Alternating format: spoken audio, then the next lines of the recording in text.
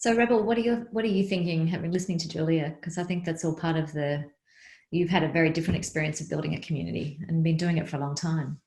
I have. So I think I love stories like Julia's where it's there's a spontaneity to it, and then this sort of energy that goes around that sense of urgency of creating something, whether it's a movement or a community.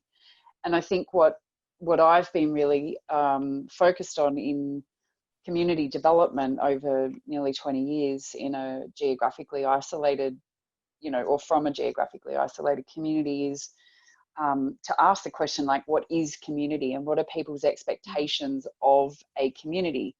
Is a community just a Facebook group you pop in out of every now and then? Or is there something more and deeper that we expect, of the people that are a part of our community? And there's no right answer. It's just every community is different. And it's what is the value of the community to the participant? So to the person who is a member of that community, what value does it bring to their lives? And understanding that, I think, is really key if you're going to set about deliberately creating a community, as opposed to having an idea, going out and creating something that ends up being a community, So I think there's an understanding there.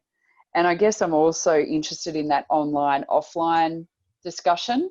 And so I'll probably share a couple of examples of what we've seen with the Rural Woman particularly, which is a completely online community and supports women from all over Australia that are in rural and regional communities. That is online, strategically, deliberately online, rather than being what we saw with a lot of women's networking groups that were based on face-to-face events, and then they were trying to build an online community off the back of that. We've always been an online community delivering online events and connection and networking that way.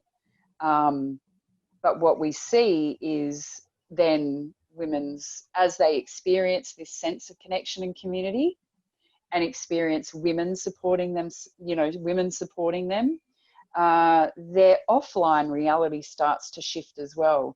So this really amazing thing that happens that I can only articulate because I've seen it so many times now, where I've learned now what it means to be a part of a community in a different way.